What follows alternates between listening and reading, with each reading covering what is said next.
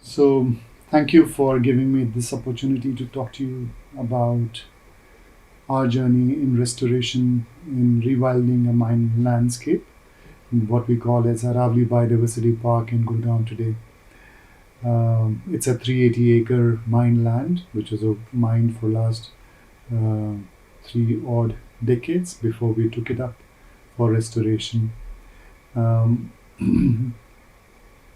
if you look at this slide, you will see that on the it falls on the rocky ridge of the Aravallis, and on the left, what you're seeing is the Gurgaon city kind of abutting the land, which is the western part of the land, and on the right, which is the eastern part of the park, is Delhi, which is protected. There is a buffer of Rajokari forest, and the lands around the Aravali Biodiversity Park are growing. They are becoming developed. There are buildings coming up, and what we are left with is this small patch of wilderness.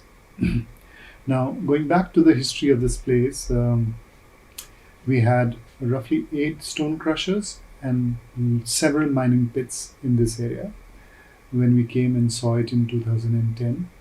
So what I can project from all this is that these 8 stone crushers were churning out, the mining quarries were providing rocks, and those rocks were being grind into smaller grit and supplied to the city for development.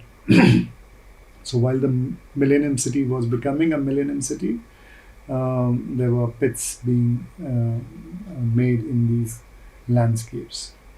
So in this slide, you can see what the landscape was like when we got it in 2010. And mining stopped in 2004 with the Supreme Court ban, and it was left fallow, and we had several of these mining pits in the landscape. Now, before we go into the restoration bit of it, let me talk a little bit about Aravallis.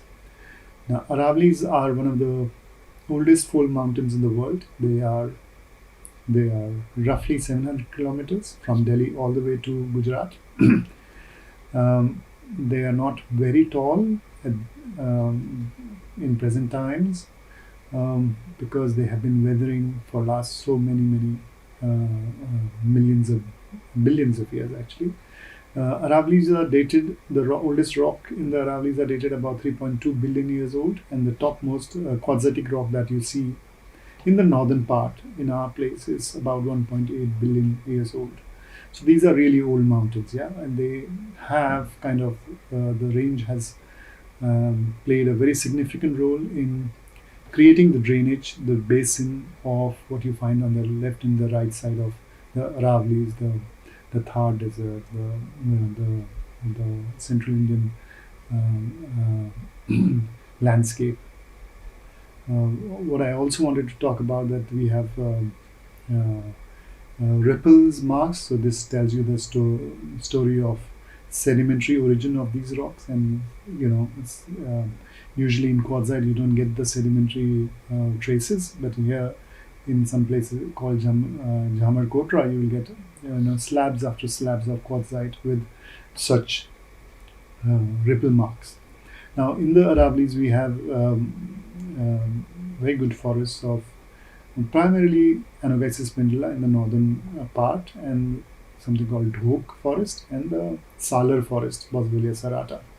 In the valleys you will find a mix of various kinds of species, but it could be Butium monosperma forest, or it could be if there is alluvium, then you get something called babool forest, and if it is sand, piled up sand, then you get a very different community of plants. So Aravallis are very diverse within their floral composition, depending on the substrate, depending on the which part of the Aravallis you are in, the floral composition changes. And they are also very less studied. The Aravallis are not so well studied in terms of its biodiversity or flora.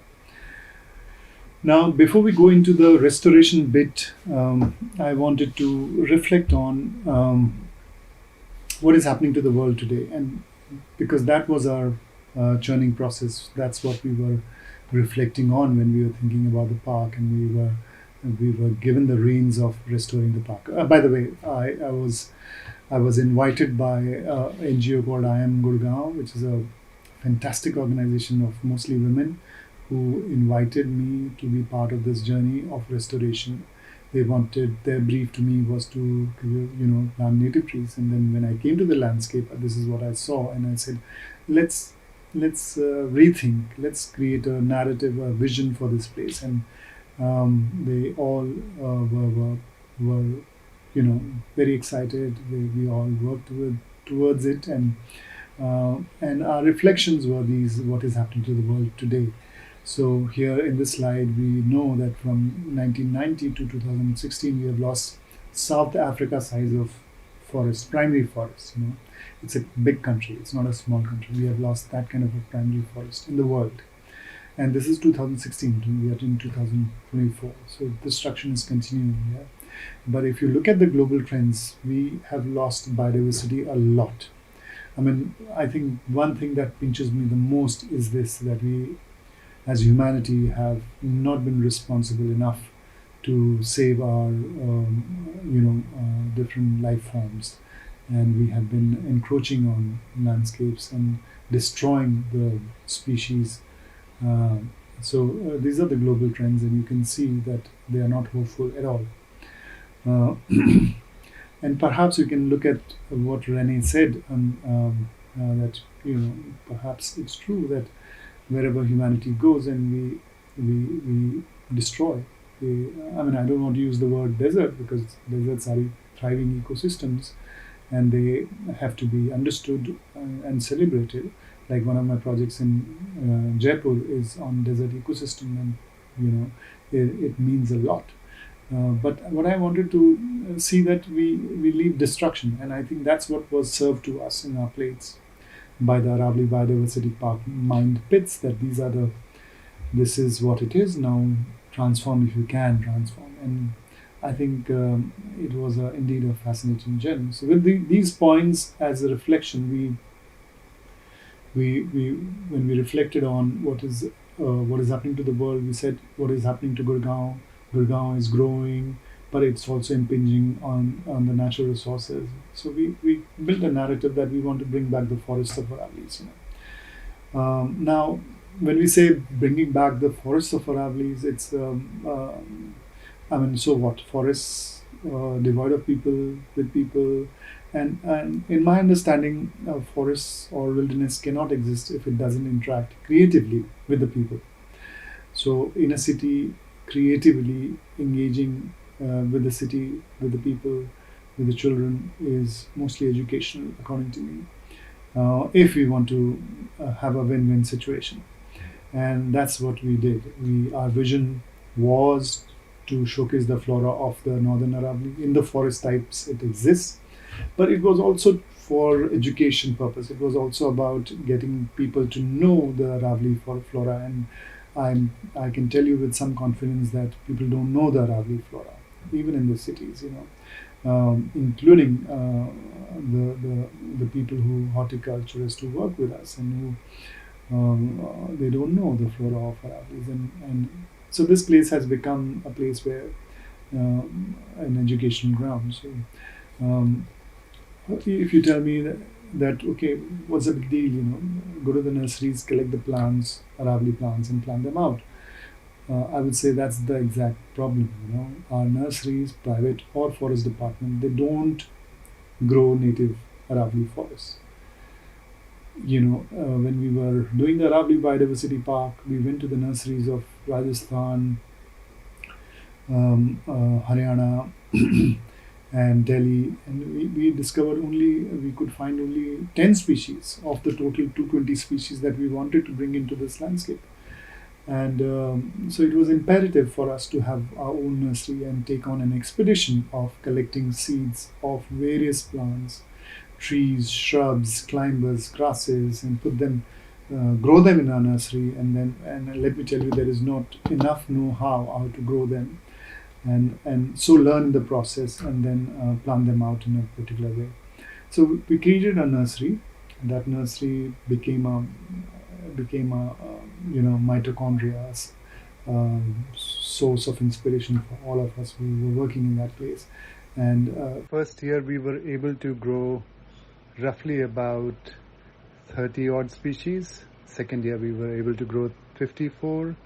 Third year 83, and so on and so forth. Able to add roughly 140 odd species and many other species of grasses and ephemerals into the landscape. And once the seeds were collected, they were labeled, and then they were planted, they were sown, and then germination was kind of, then saplings were planted in the landscape. Now what we did was we announced to the city of Delhi, Gurgaon, that we are recreating the forest and we are reviving a forest, and that became a hit with people of various social, cultural setup, and they and schools, lots of schools, and I am Gurgaon kind of, those days of planting were a serious affair for all of us to come there, attend to the citizens who are coming, and school children, educate them on Aravali's flora, why they are important, and what we are doing is restoration, how is it different from normal planting, and educate the city in the process. That's how I would put. Thousands of people would have come there, and more than 50 schools had come with thousands of children coming year on year basis. I mean, I've met children who have become now professionals who have come and planted in the park. So it became this time for celebration, of course, back-breaking time, but time for celebration during these planting times. Here I'll show you some before-after slides so that you can see the transformation for yourself. And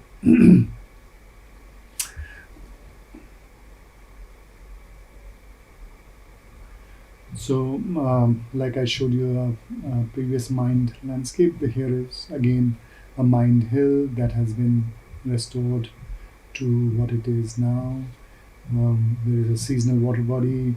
You can look, there is mostly Prosopis juliflora around it, which is the alien invasive species detrimental for biodiversity. Is a big problem in the Indian subcontinent and actually around the world. So we had to remove this plant and plant the native species. So in initial succession, we had lots of grasses, and then it was overtaken by the woody trees and shrubs. Here is another mined pit, and that has been restored now. Similarly, this is how from the park you would see the city in 2011, and this is how the transformation happened in 2020. Now we don't even get those vantage points from where you can take pictures of those sites, and the canopies have become tall in the various forest types. With the transformation, we also did biodiversity studies, and we figured out what species are there. So we have good faunal populations of nilgai, jackal, jungle cat, porcupines, hedgehogs. We get all the 8 species of amphibians found in the Delhi NCR region. We have 70 plus species of butterflies recorded since last 1 year. There is a record of more than 206 species of birds over several years now, and many of these animals are resident here. So the eagle owl is a resident here. We have bayas, we have Indian orioles, we have yellow-footed green pigeon. They are barbets making nests in these in this landscape. Here are some of the flowers that we celebrate in the Aravalis. These are not common in the city landscape. These are rare plants. These are so therefore it becomes an opportunity for us to educate people, nature enthusiasts, school children, on the flora of the Aravalis and their and the seasonality of our forests, and also to showcase the flora of the Aravallis. The main forest type that I had talked to you about, we had envisioned as Boswellia serrata forest, the Indian frankincense forest, the Bhok forest, the Dhak forest, the Babool rucks, and savannas of Phoenix and Sacrum. Today, it has become an education ground. It has become a research station, so to say. We have several students coming here and doing research, from PhDs to postdocs. We have also forest trainees coming here and learning about the flora of Aravallis and restoration. So it has also become a place for normal joggers, evening strolls, or even just a stroll for business talks. Since 2010, Hero MotoCorp has taken the lead in providing for this place, and they under their CSR they are maintaining and looking after the place. Plus, they are also developing certain features such as decks and interpretation center, a small research station, and hopefully those will be interpretation and the research station will be functional sometime soon. But I would like to pause for a minute and talk to you about restoration. Here in this slide, you're seeing some tiny babies of some of the native species that we had planted many years ago. Now, restoration is not just about planting, it is about the community of plants that can procreate and sustain the community. So that's what is restoration. Here, human agency is only about protecting them from invasion of other kinds, like a invasive species such as Prosopis juliflora or Lantana chimera. Here, what gives us hope is that the climax species that we had planted one point of time are now regenerating. They are now, giving us hope that there is a next generation getting ready, and we are studying them. Hopefully, our studies will reveal how in long term restorations can be done in the Aravallis. But as of today, we are very, very happy to share that most of the species that we had planted are now regenerating and in good numbers, or the numbers that we were anticipating. So the park has many elements and many facets that people enjoy about it. And in 2022, it was declared as the first OECM site in the country, and we hope it's just not even a speck drop in the ocean, but we hope it becomes an educational ground. It becomes an inspirational ground for people to enjoy the landscape, to enjoy what is, learn from our experiences, and maybe somewhere when this civilization is ready, we will protect all the wild species that we have around. Thank you.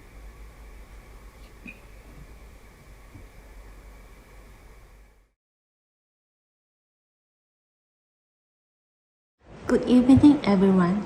Thank you for joining us. I'm pleased to have this opportunity to share with you our journey through rewilding in this session. Last year, 2023, Salad Dressing launched a project called Square Forest. Strange enough, this project came from our frustrations in persuading Singapore's developers for accepting the concept of forests. The out-of-control forest left an intimidating impressions to the city dwellers. So we say, why not we condense the forest into a square that seems to be within our control? The size of the square forests are 1 by 1 meters to 9 by 9 meters. We welcome all nations to join this movement. Each size of square forest will be planted with native species in forest strata. In 1 by 1, there will be 10 species, while 9 by 9 meter, there will be 90 species, and so forth.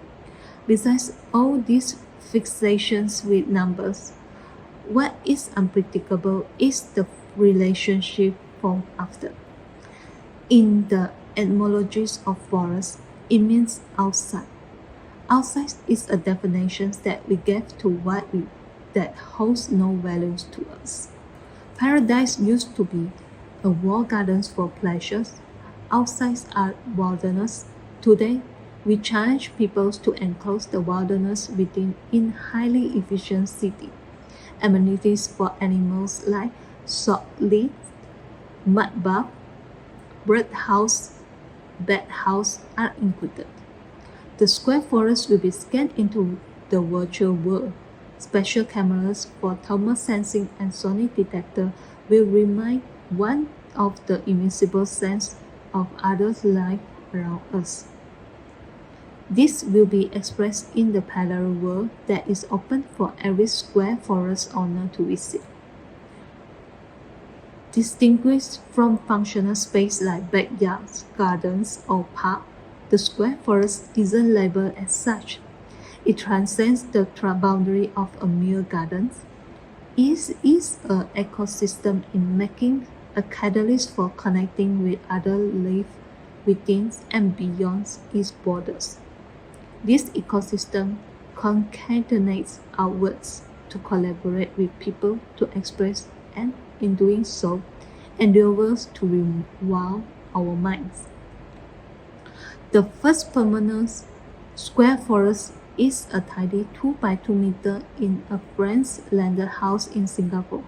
The tallest tree planted is same as the first species planted by the late Prime Minister Lee Kuan Yew 60 years ago, a tribute to the meaningful historical events.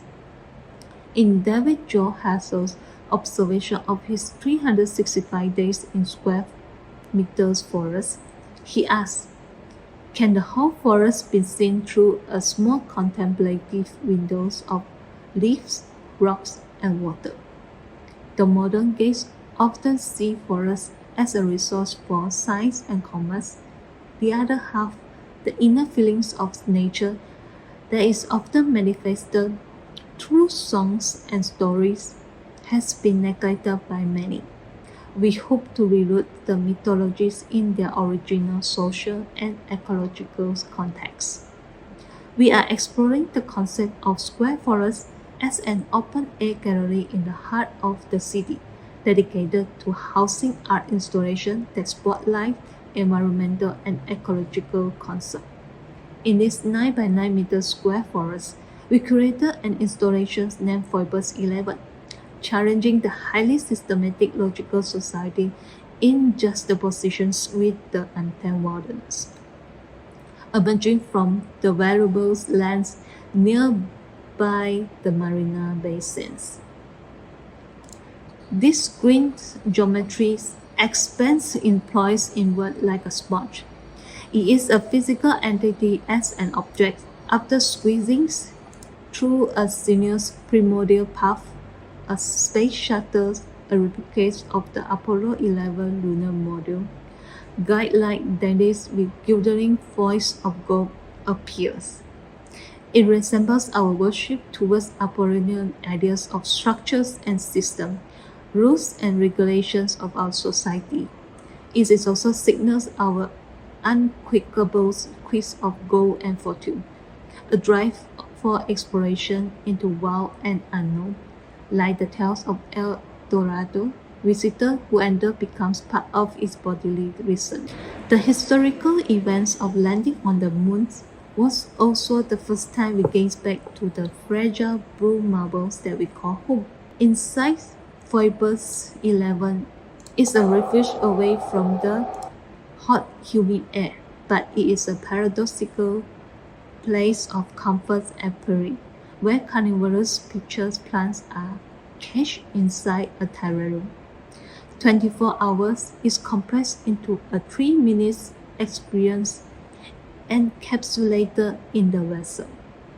A hunting game in the night, lightning triggered by mosquito zapping machine.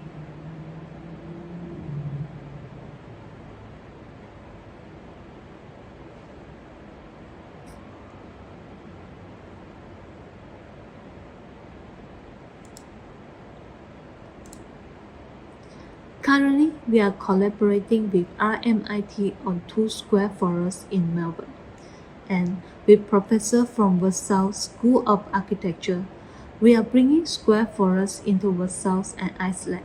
Hopefully, we can bring one into India. During our discussions, many people raise questions about the economic values of the square forest. The number game in the race GDP has evaded our mind to pursue numbers. Here, Go Guide's numbers are mostly used by humans trying to give tangible and statistical value to an object or subject. In contrast, each seed is employed with life that has no defined numbers. Our seed forest exhibitions draw inspiration from Miyajima works, which features continuous and repetitious cycle from 1 to 9. Represent the perpetual journeys from life to death. To us, nature is about this life and death, reenacting in a countless natural form. In Sanskrit, zero was known as sunya. The ideas originally in India in the 6th century, zero symbolized not only emptiness or nothingness, but also shallowness and explosions. In essence, zero embodies two diametrically opposed meanings. It indicates that this void is invisible, yet packed with energy. It also means infinite possibility around us. Zero means death to most people, but death doesn't equal to absence. A forest tree doesn't disappear. It is life exists in another form, sustaining life in different ways. This reflects the essence of nature and the feelings being alive. A void will leave a new beginning to other life. Our 9 by 9 meter temporary installations in Nagasaki comes with a technological shrine expressing the consciousness of mimosa and their relationship with humans. Known as bowing plants, the mimosa is also symbolizing the humbleness of Nagasaki on the events on atomic bomb as compared to Hiroshima. The mimosa is triggered to dance to the sound of the drum beats that digitally synchronizing water droplets falling on them. Mimosa is known through laboratory experiments to have a memories of up to 40 days, where the leaves will stop reacting to touch that is harmless. Umberto Eco stated that memories is so. The words rewilding is not unfamiliar to everyone here. It is popularized by British writer George Monbiot to restore the greatest extent possible ecological interactions. The other definitions of rewilding that George Monbiot expressed is rewilding our own life. In other words, rewilding our mind. To be able to accept living together with other living beings, a change in bioethics, dissolving as much hierarchical bias as possible.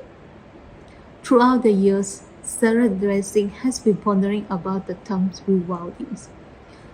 The Vitruvian man is vanquished with Paralympic athletes assisted by protestic runs faster than an Olympic athlete. I realized that rewilding also includes social inequalities by nationalities, race, gender, class, and sexuality. These are my favorite female artists who dissolve the bias. It is a long process to rewild people's minds. In these public gardens for an institutions of neurodiversity, we design a garden that is inclusive of 18% native and self-cleansing point. The water is never crystal clear here, yet it contains a lot of microbes that are good for plants. Surprisingly, the acceptance of the looks is quite high. However, the belief of winning lottery from the pattern of this fish has been destroying the balance of the ecosystem.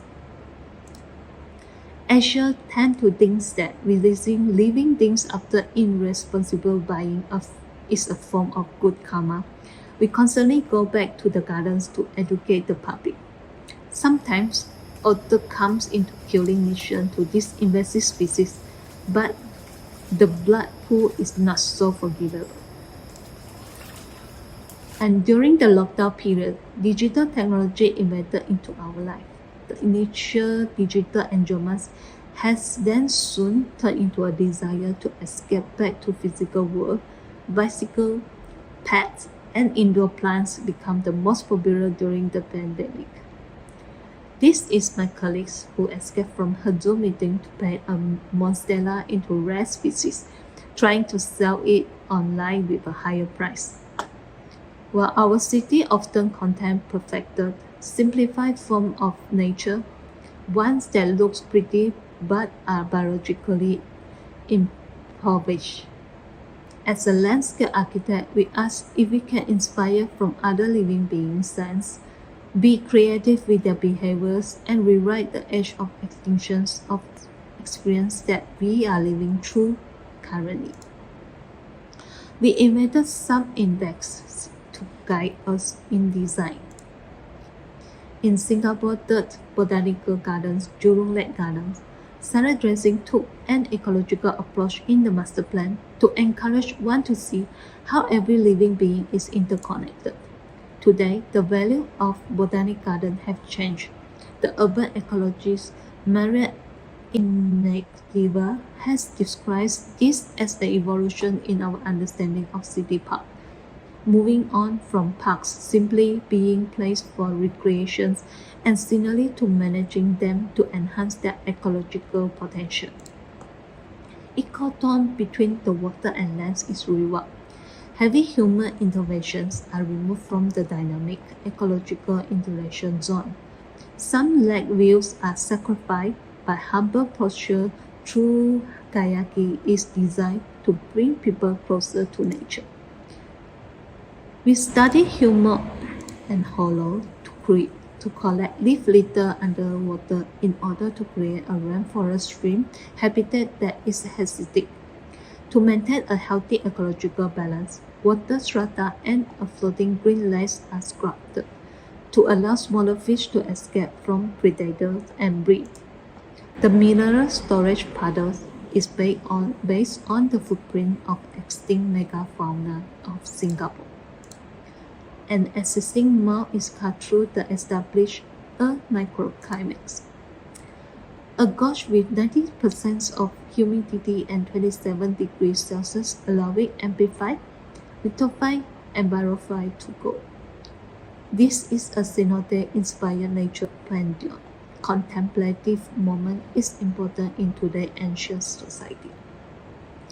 Precious plants are protected in niches of the gorge wall. A periscope technique is used to reflect light into a little caves. We also attempted to have neighborhoods that will be revealed their other appearance under the black light. This is how some insects see plants and be attracted by these carnivorous plants. A riparian ecosystem with water constantly flooding and flushing the mossy ground. This park will house the world's biggest tropical water lily collection, nymphoides, and aquatic small flowers that look like water lily. It's delicately displayed in a pond next to the walkway. Water lilies are one of the most ancient flowering plants that evolved with beetles. The wisdom of evolution lead my colleagues who write a passage for her arts mentor exhibition. To me, evolution allows me to see a plant beyond its commodity values, simple and form. Here, you see a floating garden that is driving up and down above water. The semi-buoyant gardens is inspired from the living islands in Life of Pi, and the 700 years old banyan trees in India This massive being has a canopy of 19,000 square meters that can provide shelter for 20,000 people. Throughout the almost breathing motion of the floating garden, we hope to trigger the feeling of perceiving this living ecosystem as one single giant living being. It was inspired from our office sky forest. To live together with other living beings, to dissolve the boundary between the two distinct worlds has been our long-term research. In the garden, native animals like tree frog, stick insects, and moray lizards were released. Occasionally, bird nests will be found. Some monkeys and hornbill took a respiratory form. We then come out with the three green building typology. First, extending the nature reserve onto buildings at the forest bridge. Second, connecting existing buildings and increasing green surface. And the third, lifting up various habitats into the sky with self-sustaining ecosystems.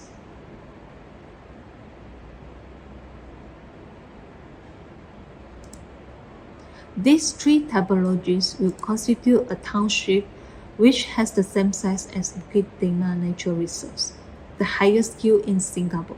These two habitats become a singular entity which catalyzes the rain by releasing biogenic volunteer organic compound into the sky.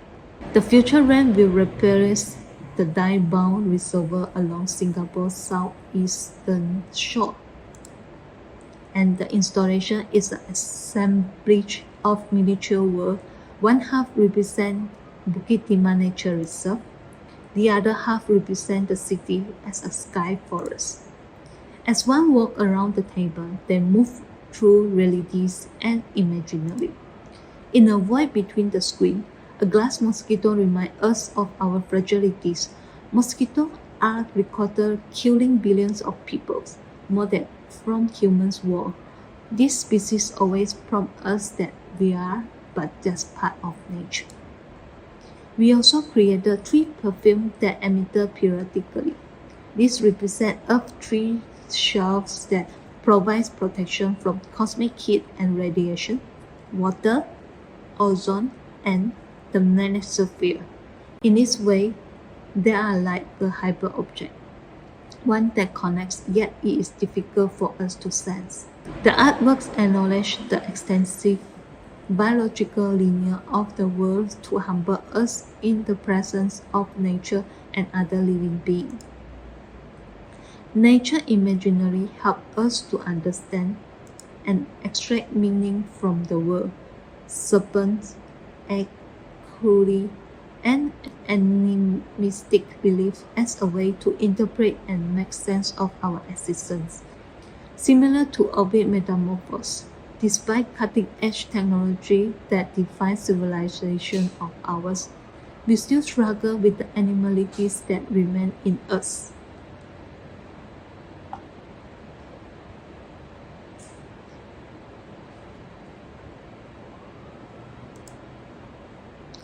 This is a window of opportunity to rewild our human minds. Salad dressing called this as 33, 33, 33, 1. 33 for other living beings, 33 for digital beings, 33 for humans being, and 1% for the abstracts of unknowns that allow our heart to be rewilded. To us, rewilding is about leaving a little 1% space for the ecological imminence encountering, both love and forbearance interactions and untapped imaginations to happen. What salad dressing likes to do is to search for the beauty of biodiversity, co-evolution, and coexistence in the sky, which allows a space totally untouched from humans, a space where humans close their door from other living beings, and a space to intermingle. These three spaces shall be in equal status. To us, rewilding is about this intermingle. How do we share our space? We need strategies to smoothen the new collision in this relationship. Or Perhaps some conflict rather than no relationship. That is what happened to my colleague's house during the pandemic. Before we reached the end, Square Forest wasn't created as initially planned to allow for the repetition of one concept. Instead, it is to be like each of us, unique and capable of forming different relationships. It rejects the commercializations of seeing easy reputations, just like the cell that decides to give up immortality, not desiring as an easy reputation, but providing an opportunities to form relationship with greater diversity. From the sky to our body, I hope to form a relationship with. Thank you. Thank you, Mr. Vijay Dhasmana and Ms. Catherine. I think your presentations were absolutely thought-provoking, and they touch upon restoration, bringing people together, changing mindsets especially, and also looking at opportunities in the everyday to implement ideas that are scalable and doable, and also eventually have a fulfilling sort of a relationship with our environment. And I think it is absolutely essential that we take note of, the kind of efforts that are being brought in. The term rewilding, if we are not aware of it adequately, was introduced by William David Foreman in the 1980s, who was a part of the radical environmentalism movement in the US. And it was based on 3 C's. That was conservation of coarse corridors and bringing back the carnivores. The core idea of rewilding initially was enabling natural processes to restore and repair damaged ecosystems and let nature take care of itself to whatever capacity it can. The aim was basically to make environment more resilient and the habitat more biodiverse. So what Catherine, which is shown and demonstrated by Mr. Dhasmana in his presentation, and what Catherine is talking about, George Monbiot, is talking about rewilding of our own lives or the mind, which is something he has promoted earlier this in the 2000s, early 2000s. And I think both these are extremely processes are intertwined, and I think both are essential to come together and have this wonderful relationship with the environment that we live in. So without taking any further time, I'd like to invite our discussants for the evening, Dr. Anuj Jain, Professor Snehal Nagarsheth, Mr. Riyaz Tayyibji, and Mr. Aniket Bhagwat to share their thoughts on the presentations. And I think I'd like to turn to Dr. Anuj Jain first, and his thoughts on the presentations, as well as there's one more question that I would like to ask you about. We keep using these two terms, conservationist and environmentalist, interchangeably most of the time. And what is the difference? Is it about attitudes? If you could throw some light on that too. Thank you, Aparna. And the speakers, I think it was fantastic to hear about the contrasts. While we stayed on rewilding, I think the scale that Vijay talked about was huge, whereas Catherine was talking about starting with literally one by one and growing. But again, she was tackling an issue which was beyond one by one, right? It was going into the metaphysical and thinking about how do we change mindsets. So I thought those two are very important themes. Maybe a question first. Again, this is subjective in my view. And an environmentalist would be someone who cares about the environment, aka the forests, but also processes that govern the forest, the water cycles, the entire abiota, so to speak, or and also the brown issues, recycling. How do we reduce our consumptions, and how do we become more sustainable as a species? So in my view, that is an environmentalist who is thinking about those bigger issues. Conservationist, again, in landscape context, would be someone who is thinking about preservation. I am a conservationist. Perhaps Vijay would associate himself as a conservationist. because we worked on conservation project of very specific species. We want to bring back those species to a form or state or level that used to exist before disturbance. Yeah, so I would say conservation is a subset of the broader environment, so to speak. Thank you. That's really helpful. I would like to take this to Mr. Tayyibji about his thoughts on the presentations and to take this conversation forward. Thank you, and thank you both Vijay and Catherine for your presentations. It was very thought-provoking, as everybody's already said. And I mean, one of the thoughts that occurred to me while, across your presentations was the idea of boundaries and the idea that, in some sense, when one thinks about the wild, one thinks of a space that is outside certain kind of boundaries that have tamed or that have domesticated life and species and organisms in various ways. I was just curious about the way you all think about boundaries, whether that is in any way related to the opposite process of wilding in terms of domesticating, in terms of control, which is also a kind of part of a larger ecological problem. I was just wondering how you all perhaps look at that whole dilemma of having boundaries which then exert environmental pressures in order to determine species change, developments of various type. I mean, those are the ways in which my mind was kind of trying to navigate what you all were presenting to us. This is just more comment than any real question, and perhaps more will come out through conversations with everybody else. I think the environment, typically in nature, we don't have boundaries, hard-edged boundaries. They transition from one space to the other. But unfortunately, we are in times where we have hard-edged sort of boundaries. I think Vijay can also take that. Or if I might just kind of clarify, what I meant was more in an agricultural sense, where when you are looking at developing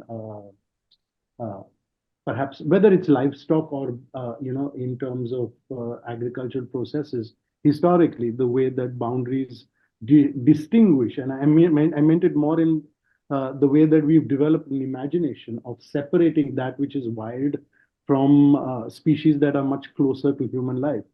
And Catherine talked about pets, and she talked about houseplants, and she talked about a certain kind of ecology that is closer to us, and the wild has been something that's further away. And I meant it more in the fact that with that boundary, we are able to put pressure on the species that are closer to us, and have a certain kind of control.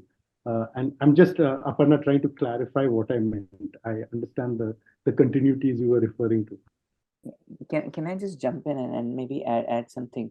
I think the topic of boundary is fundamental to what we are discussing today, because as Catherine pointed out, they started thinking about square forests, because in cities we think about boundaries, right? And not just physical. In my practice, I've created small forests, themed gardens and all that. And when we create butterfly gardens, clients come to me and say, can you bring the butterflies but not the caterpillars? And then they want the birds without the poop. And that to me is like, you're cherry picking, right? And you're creating a boundary of something. You want a forest, but you want a clean one. That is your boundary. You ring fence yourself. So how do we go beyond? I think it's fundamental to our discussion today. I can give a bit of explanation, like sharing my experience. Like, of course, as a landscape architect in Singapore, most of the time we were asked to design. Like Mr. Anuj had mentioned, that there's definitely have a critical part that people do not feel comfortable with. For example, the snake, the monkey. How do we share the lands? That's why when we talk about boundary, it doesn't mean that the boundary purely cut off between the nature and us, but there must be a place that for us to share. That's why in my slide, I didn't bring out the proximity space that is the intermediate. So this space is actually a sharing space. Like why we share about square forest is that there is a piece of land, most of the land is there is a value. But if we can carve out only a little piece to be as the intermediate, the sharing space that with the other living being, and you as a user, we don't have to go in often, but there is one moment that at exchange time for us. For example, in the daytime, they can be our space, but in the nighttime, it is a space for other living beings. This might help to close up the boundary, so-called a clear line, clear boundary line between the nature and us. Yeah, we don't have to really what we share and design is not to really completely cut out a boundary, so-called boundary. I think this is what um, Mr. Vijay also shared about when he did the rewilding to the mining area. Doesn't mean that it is completely take out the humans user space, but it is a giving back to the nature. In the meantime, it's an exchange to rewild the people mind about that. This is also a nature's sharing space. That's why I think this is what has been shared. Oh, wonderful, Kathleen. I think it's a nice way of negotiating with the client as well to give away a part with a small parcel and give it back to nature. How successful have you been in getting this through when you have a dialogue with your client? Yeah, when we deal with our client, of course, it will never be the first presentation it go through, but it is through the process. So by sharing our experience, of course, our team involved in most of the installation. There is always the moment that, for example, we will be on ground to do all the planting. So we share the space. We know how to carve out the space and share with the client. Like how we form the relationship with the client, it is part of the rewilding the mind, because by our own effort to design and negotiate with the site worker, it might not enough. So over time, this is how we convince the client. That's why we share about rewilding the mind. It's an interesting question of boundary. I don't come across such questions, so forgive me that it needs a lot of me to think about it. The narrative that I have been seeing is we have too many boundaries, and that's whoever is in the position of power is therefore impinging what's comfortable and what's not. And so we see species dissemination because of neglect or our control. Therefore, I like to, step back and not interact too much into the human-created landscapes. And it is easier to answer because then human and wild interactions are very, very complicated. And that's why the world is what it is today. But it's an interesting dip. I think somewhere we have to acknowledge that even religions, they don't talk about, there is a relationship, yeah? It's a relationship we have with everything. It's not isolation, it's not sanitization, it's not devoid of anything else. I think I would start taking strength from that. For me, the project that I was talking about, for me, it was important that city thinks about what we have created vertically has come at a cost, and therefore it has to interact with this, what it has got, what it took away, and bring in some sense of reverence, to the wild around. Thank you, Mr. Dhasmana. That's, uh, we need a lot of time to reflect and go back. Actually, my question came because both presentations talked quite unusually about the wild meeting the city in one way or the other. And it's an unusual kind of, I think, an unusual kind of position because normally it is the other. The wild is very far from the city. So I was just taken by how close both of y'all were bringing the forest to the city and with such ease. So that's where the question really came from. I meant it in the I meant it I meant to bring this up as a really powerful aspect of what both of y'all were suggesting. I think it's important to change our value. Like in the city, it is where most of us. So will you willing to give up where you stay?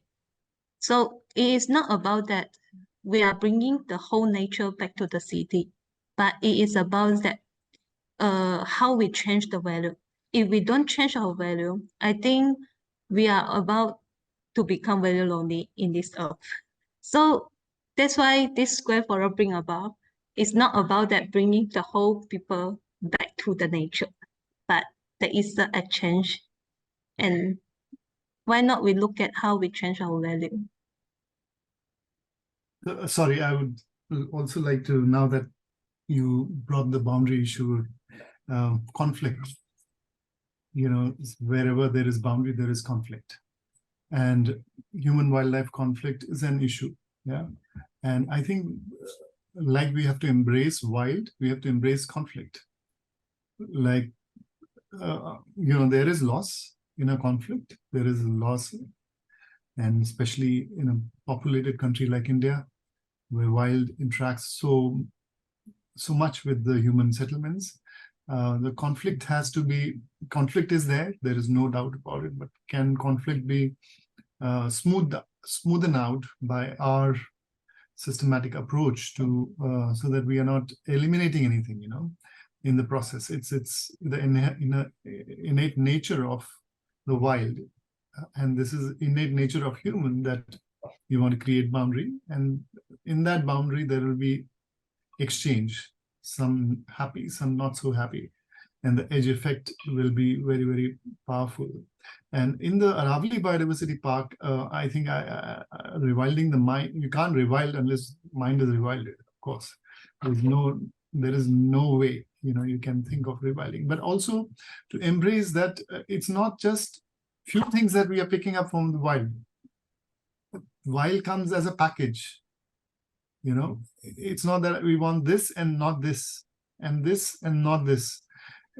So maybe one square forest is a good idea for a very personal approach, but city also has to plan wilds within it for things to move around, and then see the conflict and meet the conflict with a little more maturity, with a little more thinking, a little more insights, learning. And yes, there'll be mistakes. We will err in this case, and but we have seen time and again, like leopards occupying the cityscapes, many places in India, metropolitan cities, and there are conflicts, but they are also dealt with. And you don't build a narrative that remove everything, So yeah, sorry, I wanted to bring the conflict aspect also. Thank you. So Mr. Bhagwat, would you like to add to this? No, first of all, I think, thank you again for both these presentations, without any doubt. And just to take a slightly contrarian view, I mean, I think what is happening, and not just, what Vijay is doing or what Catherine is doing, is a very severe reaction to the kind of cities that are emerging. And it's almost an anarchic sort of reaction. And at some level, I like Catherine's position of rewilding the mind, because, that's a very symbolic way of looking at this whole idea. But if you go back a little bit, I mean, and I remember the days that I used to teach a little bit of landscape history, and we started looking at European, let's say Italian gardens. They always had this sort of idea of what is tame nature, what is untamed nature. So what is natura incontaminata and what is natura domestica. So, the idea that within where you live, there was the idea of tame nature, and that tame nature could be for uh, produce, for food, and so on and so forth.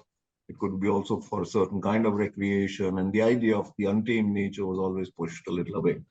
Now, very clearly, because of this anarchic reaction, and you are beginning to see this all over the world and even in India, that every little open space that is now available is being sort of assigned for the idea of rewilding or the idea of a certain kind of forestation program. In Ahmedabad, for example, there are any number of park reservation projects which have been converted into quote unquote oxygen parks. Now, I mean, not all of them have been done too well, but the basic fundamental idea is that you start using a lot of native species, you start planting them in a certain manner.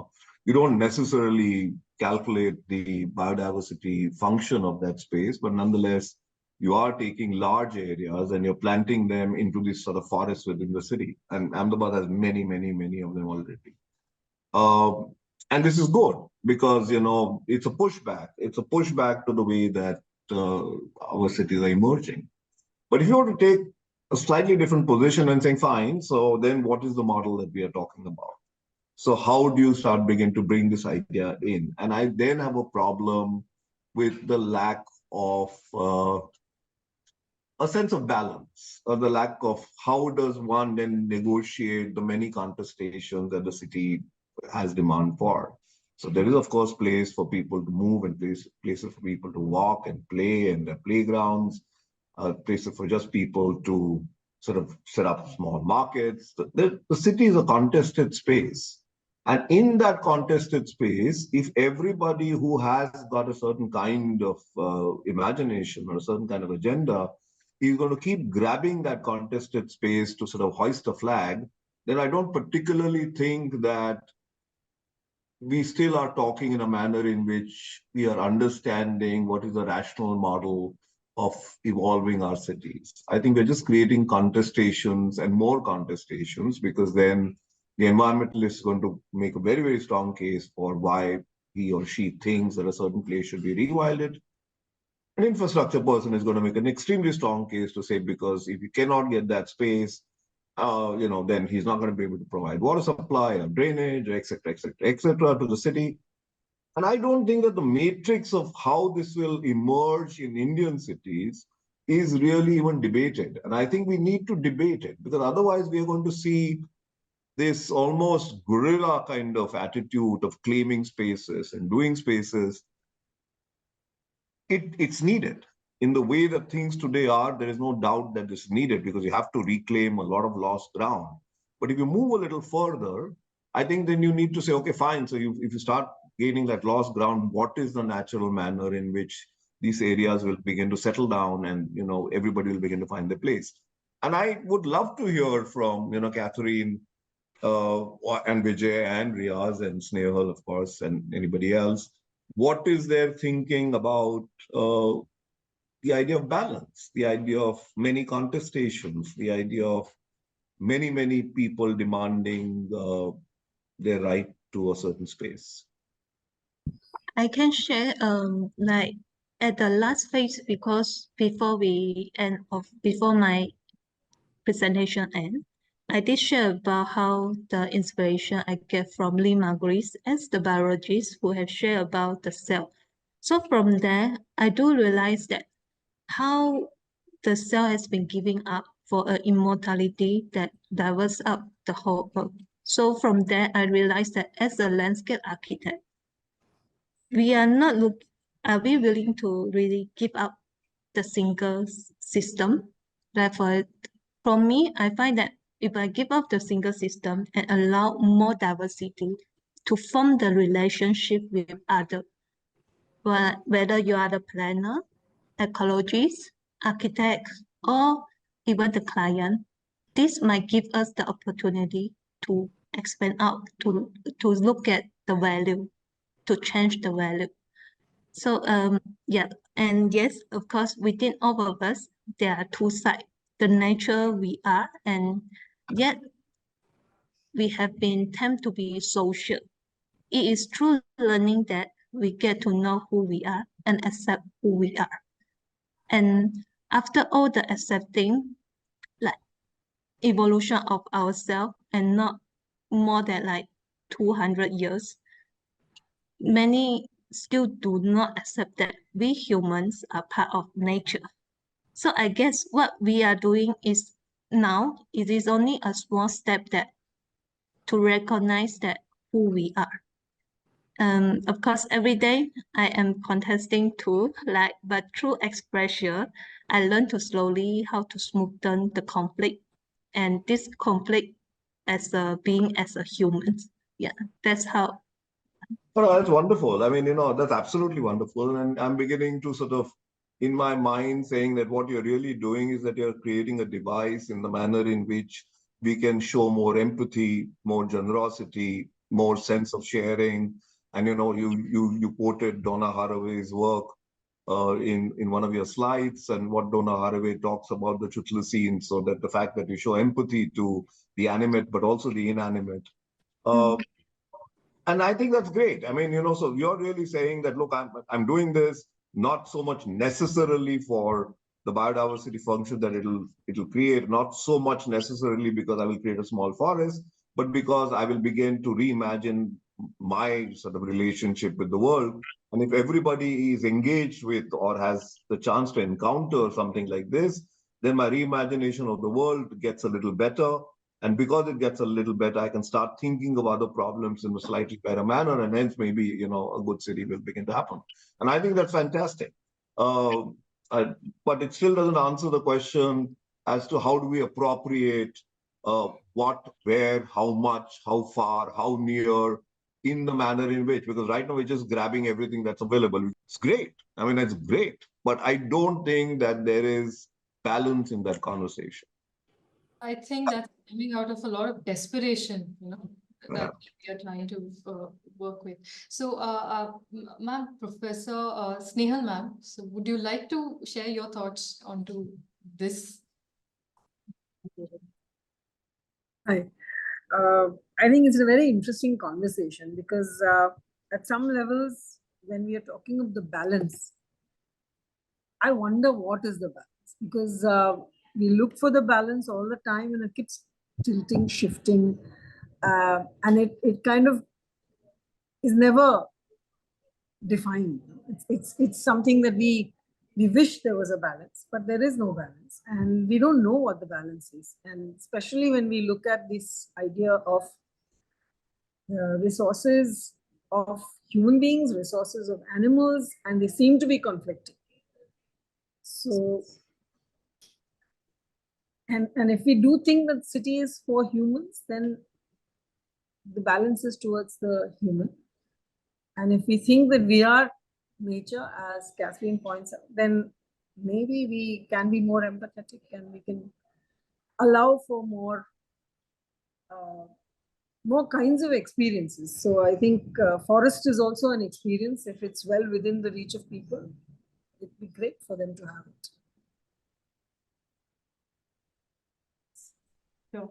So, to take this a little further, so a lot of times we are just worried about this balance, and there was I remember of this Aldo Leopold, who was speaking about his idea of farm and nature, and I do remember he was talking about two spiritual dangers in not owning a farm in those days, in the early 1900s, where he said one danger is of supposing that the breakfast that you eat comes from a grocery.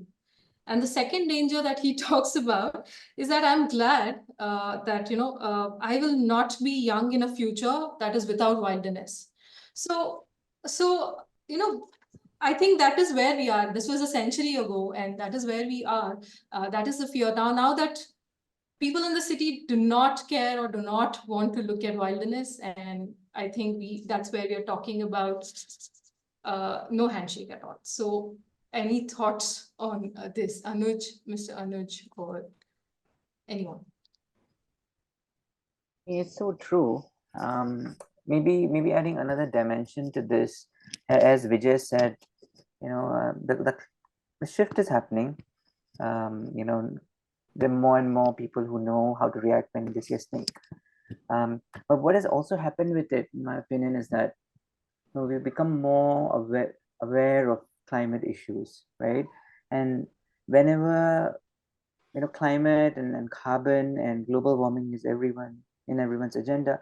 So an underlying agenda that comes about whenever we talk about forests in the city or any landscape, is carbon. So there are a lot of requests I get. Okay, we'll grow a forest. Can you assess the amount of carbon? Can you assess this and this and this, the climate benefit, the temperature benefit, and so on and so forth. And that's fine. We can do that numerically, and it appeals to a lot of architects because you can now put it in your report and show the impact. But biodiversity is often forgotten, because it is the unseen and underappreciated, and to actually really explain to people that if you lose the pollinators, your food will be in trouble, and then we are doomed in the future. So I think that takes a lot of work. So keep thinking of balance. We've acquired some balance and we've understood climate, but we don't really understand the full complexity of it. So I don't think Aparna answered your question, but I've just taken this on a different tangent. I wanted to share. Firstly, I think I'm not a landscape architect or an architect or planner, so I can take liberties because what I value or what I see as challenge is that like recently there is a global forest index that has come out, and we are losing roughly 500 square kilometers of primary forest in India every year. So, and these are forests that harbor biodiversity, right? And there was a State of Birds report which came very recently last year, and what it is showing is that peafowls are increasing, and the rock pigeons are increasing. There is decimation of insect-eating birds, and especially which were in the urban space, human-urban interface, like sparrows and Indian rollers and drongos. They are reducing. There is a national-wide trend of them reducing because of the agriculture we do, because of the houses that we're making, because there are no angans, there are no the grasses are no more there. There are many reasons, many ideas that people put forward, but what is it saying is that there is a tilt definitely against biodiversity. There is a tilt definitely against wilderness, and children come to various kinds of parks. I appreciate, you need Lodi gardens, you need Sundar nurseries, you need whatever, everything else, but you also need wild. People are going all the way to Corbett. For them, Corbett, Ranthambore, Gir are wilds. There is nothing else to celebrate. There is nothing else to look at. Everything else is not par to appreciate, wonder at. Everyday reflection in your walk can be joyous. And city people lose it a lot because they have expectations of rainforest everywhere, or elephants roaming around, or tiger coming out, or lion coming out, or whatever. And so I think there is room for both. The gardens are very important. Gardens and infrastructure. There is no way anybody can say that you can't build infrastructure. That we are product of it. We cannot say, but can we plan it better? Can we integrate watersheds? Can we see that the drainage, the sheet flow that is happening in larger landscape, your roads are not blocking it? The water bodies that were getting filled 50 years ago, 30 years ago are no more getting filled. So the whole wetlands are going. Yeah. Can our agriculture be a little different? What we are doing is we are making our agriculture toxic, and more toxic. and our agricultural lands becoming dust bowls, So I think it doesn't have to be only city-centric, because that cities are definitely take the brunt, because all kinds of people come there and there is so much hope. People are there because there is hope.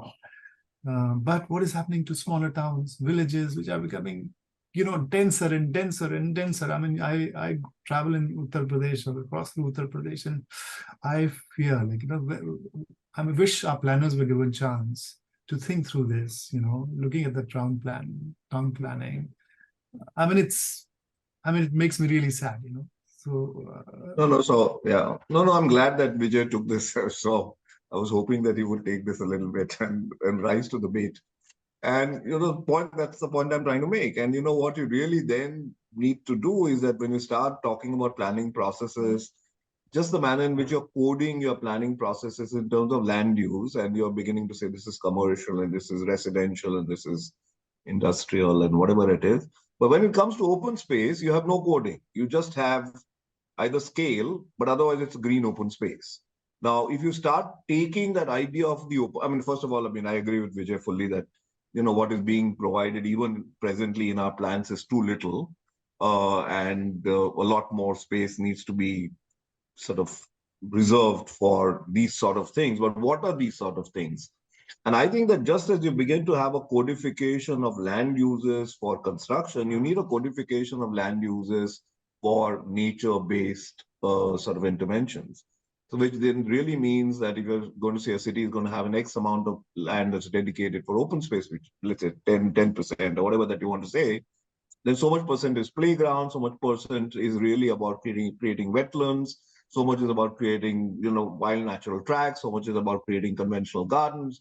And I think you start needing to sort of build this within your planning processes in a very, very aggressive way. And the only way that's going to happen is that if everybody, talks about it very often, pitches this idea very often, and slowly make sure that our planning processes begin to accept that you cannot lump all these ideas of nature into one green blob on the master plan. You will need at least 20, 30 different kinds of green ideas, and you'll need to start sort of putting them strategically. And that, I think, is the only way that you'll be able to retrofit existing urbanity and think of new urbanity a little better. I mean, as I totally agree, there has to be sanctity to spaces, and some spaces are for this purpose, some are for other purposes, and I have an example like NCR Planning Board is a big, it comes under an act that it governs, the planning process in the NCR region. So there, in their earlier plans, 11% was rivers and forests, and they had Aravlis written in it. And now the new plan, which we are challenging, we are questioning, and has come down from 11 to 4%. And they have removed rivers, they have removed Aravlis. So I mean, somewhere I know there is so much pressure. I mean, we humans, we all want houses in Aravlis. We all want houses in Corbett's and, whatever, Ranthambore, close to Ranthambore and all of that. But somewhere somebody has to take a neutral position and say, okay, I'm seeing the larger picture. Okay, you can keep on sending me proposals, but we are taking a neutral proposal. And the nature has no say, there is nobody for advocating it, and global overall trend has been that we are, as I mentioned, we have lost so much of wild. Okay, some were very good, required, and our agriculture, our all that are from grasslands, are from our wetlands. We are, and sorry, I can go on, but what I'm sharing is that it's just that open spaces are contested. I totally agree. Quickly to Vijay Dhasmana again. I'd like to ask you that there are a bunch of questions from Sri Ganesh, who's a landscape architect. So quickly, I'll take one question.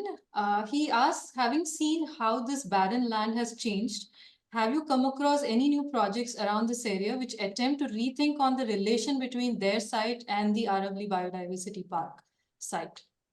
So physical relationship or idea relationship. I don't know what Physical connection, biodiversity connections. connection. Okay, so let's talk about physical connection. We are doing another patch. See, these are fringe places. Okay, this it's between Delhi and Gurgaon.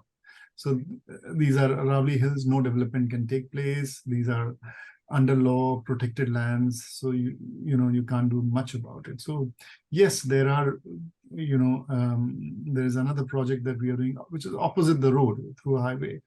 There are people who are doing similar stuff or wanting to do or are at different stages. So they are taking ideas or from our learnings, from our mistakes. They are taking it on, and it's good to see those people, young people, smaller projects, tiny projects, large projects, all kinds of projects happening. In physical connectivity, there is only one connectivity, which is another across the road. So I don't know about that, but yes, it is from learning point of view. Yes, there is lots of connectivity, lots. Thank you for that. Then I'll take a question for Catherine. This is from Raji Iyer. From Deep Roots Designs, I guess. Catherine, she says it's a lovely idea and was curious on how you manage the mosquito issues with the bog-like elements, and how is this idea of a square forest different from Miyawaki? All right, I will answer the first one about the mosquito. So tropic cascade, like more diversity, more predator can help to eliminate the mosquito. Tadpole, like more diversity, definitely.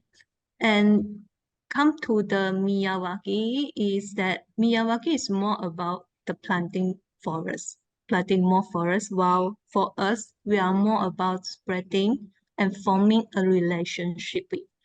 So the forest is a catalyst and we are in the urban. Okay. Thank you for that. And then there is one more comment from Raji Iyer. On balance, I perfectly agree with Aniket that kids' play areas, community spaces, and grow spaces must be balanced with the city forest. The forest, if on a larger area, will work better than on smaller areas in long run, won't it? So she's... We agree that, but it is important that how to get the human to accept the forest as part of us. I mean, see, Aparna, just to answer Rajvi's question, I strongly believe that what Catherine is doing is very, very interesting because, I mean, yes, ideally, of course, the forest must have a certain scale and so on and so forth for it to be able to sort of have the range of biodiversity functions that it must have. And doing a 9 feet by 9 feet or a dimension is not really a forest. It's in some way sort of reminiscent of the idea of a forest, which has a certain amount of biodiversity functions. But I think what it does is it sort of begins to present the contrast between different ideas of organization, whether it's the way the city gets organized or whether it's the way public spaces get organized or transportation gets organized. And within all these ideas of organization, you have an implant, you have a missile, you have a little loaded bomb, which is a small forest that's planted very much around what you're seeing every day. And I think the contrast is what is very important, that in what seems to be a very different kind of ideas of order, you're beginning to see a completely different idea of order. And your mind is now beginning to sort of trying and rationalizing between what are these different kinds of orders and what they really mean. So from a thought experiment, I think what she's doing is very powerful. I mean, it just never will be what Vijay is doing. Vijay is doing 300 acres, 500 acres. She's doing something else. So they're completely two different things. But I also think for completely two different intentions. Yeah, and I also think the scale at which she is infusing this sort of biodiversity hotspots or hopover sort of locations, right? For otherwise very sterile sort of environments that our cities have for pollinators and all the microfauna.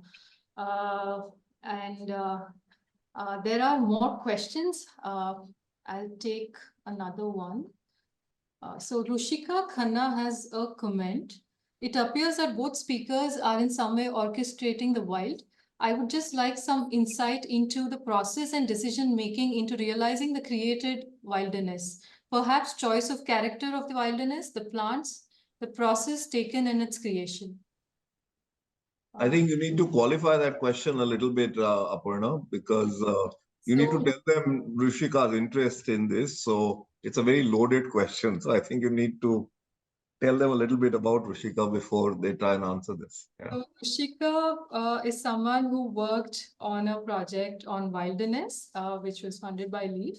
And it is where she looked at cities and she looked at these parcels within the cities, which could be, converted into wilderness zones, or which she studied these spaces to have some sense of biodiversity and wilderness within them. Unfortunately, Rushika can't speak, but so later on, I'm sure she's going to tell me that I've gotten it wrong. But nonetheless, I think what was interesting about the way that she was looking at it is she was looking at both the process of formation of how wilderness areas got formed and what are the kind of scenography that made it happen, but also the spatial structures of how those ideas of wilderness sort of responded to the mind. So very often when you say that, look, I'm going to do wilderness, of course you're planting in a wild manner, and are you orchestrating? I heard the question she's asking is, are you orchestrating spatiality anymore? Or are you, well, saying, the forest will take over? I think I hope I'm getting that right, Rishika. Well, in my case, it was easy. Since I don't belong to creative side, so it was easy to imitate. And my imitation was, we had one tree of Anogesis pendula.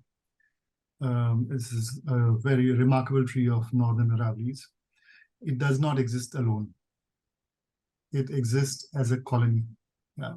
So it tells you that this particular patch was an Anogesis forest once upon a time. So only one tree. Okay, that was also just a shrub, old shrub. So it gave us the sense as to what this particular landscape was. So it was not about how we visualized it. It was the land which told us what it was, and the catchment next door was what was telling us as to what this wild was. So when I say that Boswellia dominated forest or Anogesis dominated forest, or there is some liberty one has taken, that so you don't get so much diversity in 380 acres, which we added in our semi-arid 500 mm rainfall areas. Some liberty we took, yes, and you can forgive me for that. But and that's one of the reasons why people celebrate, the kind of flora you get to see there and enjoy. Yeah. So over the time, I think if it was not a biodiversity park and it was just a restoration patch, I would not put in so much diversity. The structural, functional diversity was enough for sustenance. So to answer Rushika, I think you learn from the land and the remnant flora that is there. So just to misquote and to continue misquoting Rushika, so getting this chance. Thank you. So I think you were right. No, I'm very happy to keep misquoting Rushika, and I'll further her argument with Vijay. So at some level, you said, I think that we have to learn. If you're in the wild, you're in the moment and you're in touch with yourself and you're beginning to understand the conflicts that happen. And within those conflicts, you'll begin to understand your relationship and so on and so forth. You sort of spoke very eloquently about that. I think Rushika's question is that then why don't you concretize, or why don't you exaggerate, or why don't you amplify the experiential narrative in the making of the wild?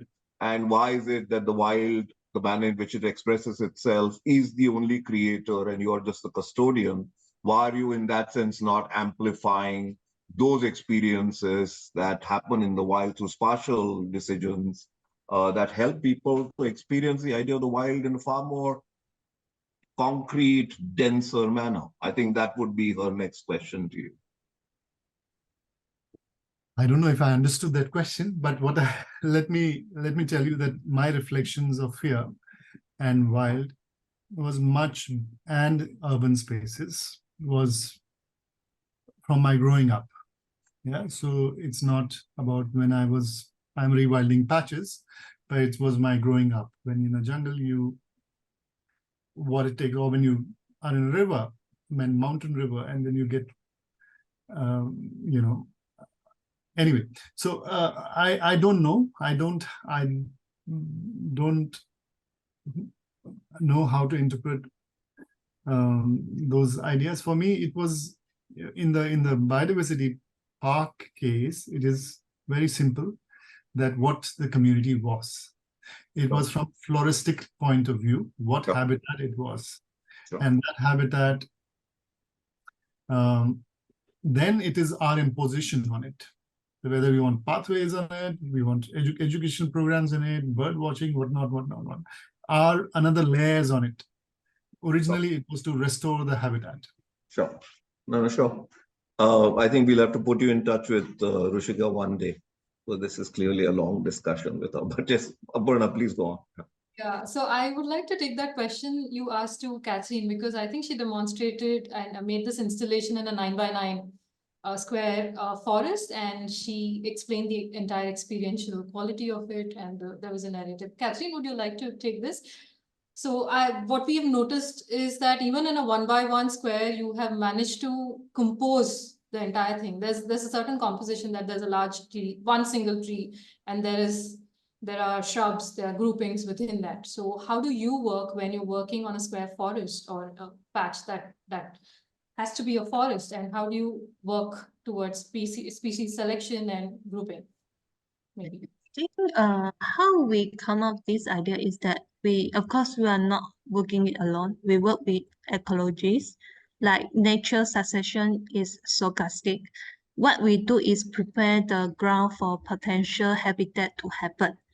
So to achieve this is where we do a lot of research and talk to the professional or professor. The more we research, we do realize that we do not know much about the nature, and that is where the design and creation come in. So we are celebrating also the native species. This is where we also find that the leftover space to be rewild. Like we take an example, the rooftop. The rooftop always has a leftover space. So how we bring in and we introduce it to become a gardens and allow people or community to participate in it. So if I'm use it as wilderness used to be outside part of the like outside outside us. So we know that we are part of the nature. The wilderness used to be outside, but we are part of nature. So the wilderness can be start to come back to us by how we create it. And the terms of wilderness is not really about just a physical, but it's also our metaphysical space that we think. Yeah. Thank you, Catherine. Anybody would like to add to this? Dr. Anuj, you would like to add something? Yeah, I think this is going in a very interesting direction, and maybe we should ask at what point, wild doesn't remain wild anymore. If we cut a blade of grass, is it no longer wild? Do we trim one branch, is it no longer wild? And you know what I mean, if you go down that trajectory. I think one reflection I have as an ecologist working in the built environment is that, landscape industry tends to, and not their fault, because the industry is trained like that, sometimes overemphasize the public element of a green area, so there are too many trails, too much public interaction, and every time we hear, we we want to make every square inch of green area accessible. So again, where do we draw the boundary? I think it'd be fantastic if as professionals we can think about leaving, at least a certain part of every green space is spontaneous. Some countries have policies to reward that, others don't. But if we can champion that in our individual projects, I think it would be a great win. And then kind of scaling that up at a district scale, city scale, we would then want to create forests, right, that are connected. And I think that would be a beautiful, organic development, so to speak. Thank you, Anuj. After listening to all the discussion, it almost feels like are we a cult, and then we're having discussions rather than. But yeah, I think it needs to be a far larger web. So, Mr. Riyaz, Snehal ma'am, do you want to add to this? No, thank you. I've just enjoyed the conversation. Thank you, Aparna. Professor Nagarsheth? Oh, thanks. It was really nice to listen to all the different connotations of wild and what makes wild wild. It is interesting. Thank you. Any closing comments from anyone? I mean, it's not a closing comment. It's more a little challenge to Catherine that if for a moment she were to remove the biodiversity function of these little spaces that she was creating, and if she was focusing on the training of the mind, then what device would she use? Would she use the device of the wilderness in the manner in which it's conventionally defined? Or would she use other devices which are not normally done? So just to explain that a little bit. So there's this landscape architect who works, Yugoslavian man working in Australia. His name is Valdemar Sitta. And he creates landscapes which have got emotions. I mean, they're angry landscapes, they're sullen landscapes, they are landscapes that sulk, and so on and so forth.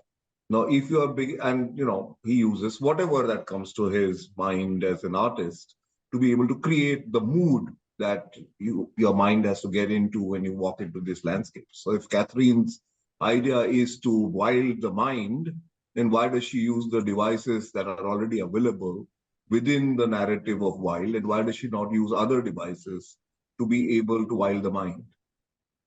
But you don't have to answer it. Thank you, everyone. Unless somebody has any more thoughts to share. It has been a rewarding sort of experience in being a part of Saturday Sojourns, and especially today's discussion was out of the world. I think it was amazing, and I think we need more people to think on these lines. And also, I feel the greatest consciousness that is required of us in times now is environmental consciousness also. And like I was saying, I think it's just a bunch of us who are sitting and having these conversations like a cult, but I think it needs to become a whole faith, perhaps, so that it's part of our lives. It's a part of every day. Thank you, everyone, for being such wonderful, presenters and discussants. And also thank you to all our audience who've come back every Saturday. A lot of them have come back every Saturday and attended all sessions as well. Thank you, everyone who's been a part of this.